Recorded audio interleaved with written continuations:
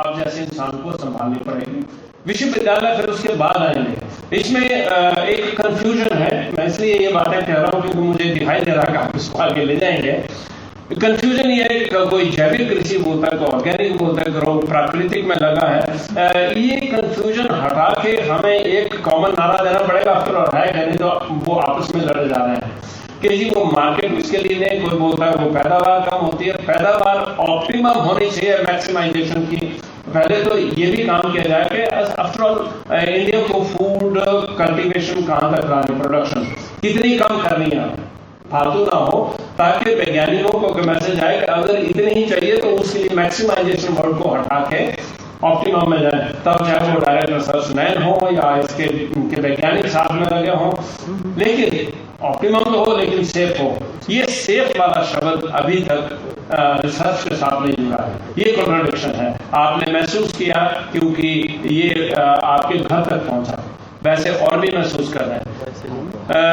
मैं इस मंच का प्रयोग करते हुए अपने वैज्ञानिकों से अनुरोध करूंगा कि वो आज के बाद जब भी बात करें तो doubling the income of the farmers या इनकम एनहांसमेंट या फूड कल्टीवेशन प्रोडक्शन इंक्रीज के साथ साथ ऊपर नीचे में ये कहेंगे प्रायोरिटी में सेफ फूड प्रोडक्शन हमारा ध्येय है, फोकस है।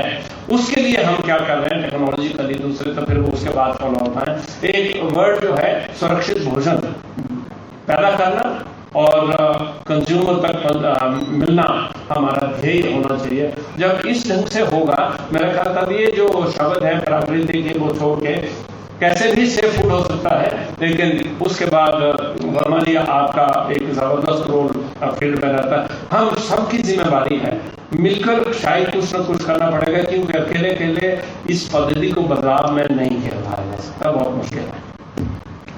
एक तो आज का यही मैसेज मुझे देना था, बाकी जहां तक किसानों का वो है मैं हमेशा बोलता आया हूं कि ये एक ऐसा दौर है 2020 से 2030 के जो साल है, इन अगले 10 वर्षों में मैं देख रहा हूं कि कृषि में जबरदस्त बदलाव आने वाला है।